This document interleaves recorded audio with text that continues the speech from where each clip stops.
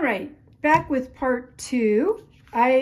So in the last episode or video, I got this piece of cardstock all covered, and it is ready to actually have the lining put in. And I like to put this in before I make my journal and add the pages, so it just makes my life a whole lot easier.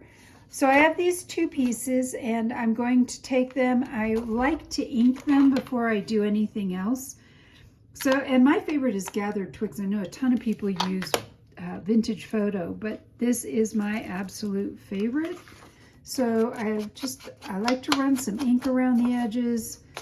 Gives it a real nice look. Sorry, my voice is so froggy.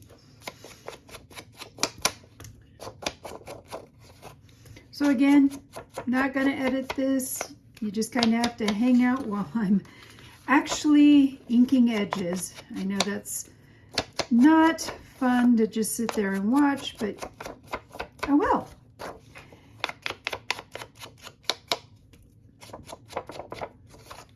A little bit more. Now for this part, I am going to use, there we go. I am going to use my Fabrifix for this part because I'm actually not using it for fabric. All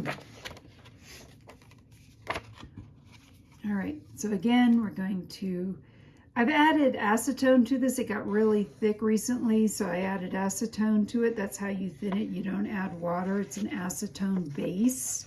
And acetone, if you're not familiar with it, is also known as nail polish remover.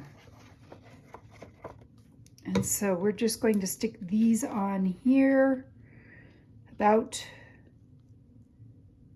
thusly. And we'll get this one on. And then we're going to move on to putting the pages in. Now I'm not doing this like a junk journal with I used to do the book pages and the fun pages and all kinds of good stuff and made it really, really like a junk journal. But I use this actually for just daily journaling, and I don't need all that extra stuff. I just need pages. So there, and we're going to take I do like to turn this brown, so I'm going to simply go down the middle of this. It makes it look a little nicer, and I know this is just for my use, but you know, it's good to make things nice for ourselves, right? Okay, I'm going to set this aside. Next up, I have 8 sheets of coffee dyed paper. I'm going to double check that though. 1, 2, 3, 4, 5, 6, 7, 8. Yes. I'm going to take them in groups of 4 and I'm going to cut them down. So I'm going to grab my big cutter because this is going to work. And of course I have to show you my cool little, this is my bottle thing I poke in the top to keep it from sealing over. Isn't that pretty? I'm trying to think of who I got that from. I want to say Charming Planner. And I'm willing to bet that's correct. So because I have this big heavy duty thing, I stack them up. I'm going to do them at 8.5. Cut through all 4. And then we have these will make mini journals like this, about this size, which is great. And I'll use those for that size. And then 8.5 more.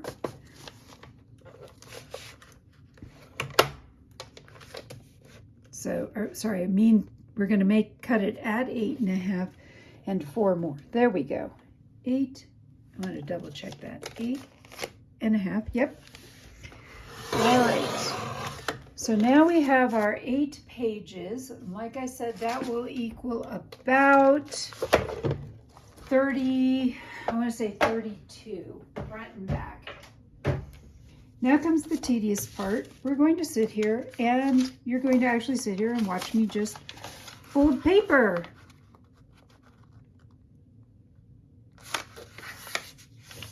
So I fold my paper and then I do go back over it with whatever this thing is called. You can tell I'm doing this after a full day of teaching school and my brain is utterly fried.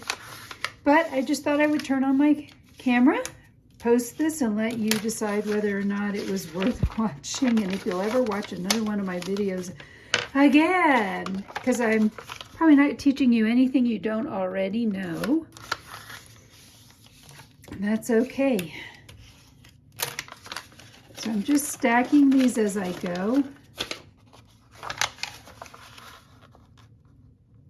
And I do all my crafting standing up. I feel like it's the best way for me to be able to look down on top of things. And I also have those gel pads to stand on because I found that my back and my hips will ache if I do too much crafting. My chiropractor actually told me, he goes, crafters have the worst necks because we spend a lot of time looking down, and it's the exact same angle as tech neck. So it's horrible for our necks and our backs. But we do it anyway, don't we? All right, a few more of these to go. And we'll have all 8 pages folded. Here we go. A few more. Looks like less. Nope, 2 more. And then we'll be done. All right.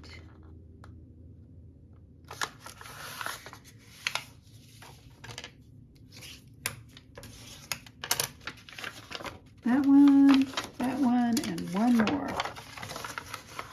All right. And I do have, if you're ever interested, my pages are acid neutralized coffee on an acid neutral paper.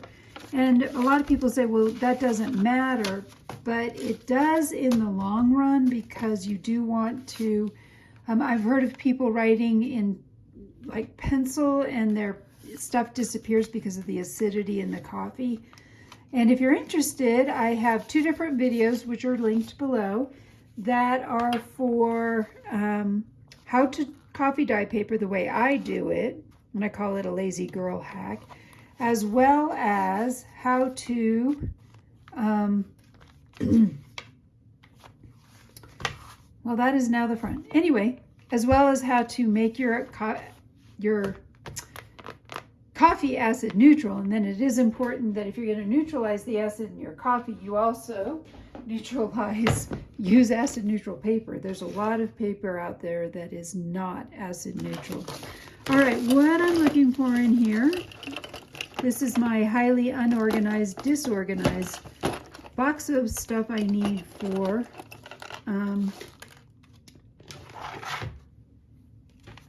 binding. So yeah, that's how disorganized I am. You guys probably all have everything neatly put away exactly where it belongs. That's just not me. At least I've got everything together. That's a big step. So now I'm going to take this, and this is a bookbinding cradle that I made.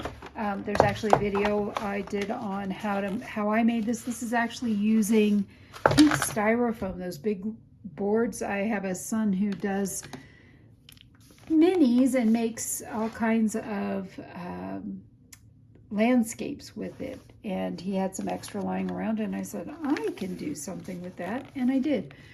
So what I'm going to do is what's called a 5-hole punch. I prefer it over a 3-hole just because I feel like it's a little bit more stable and holds things together better. And to me, it doesn't take a lot more time than doing anything else.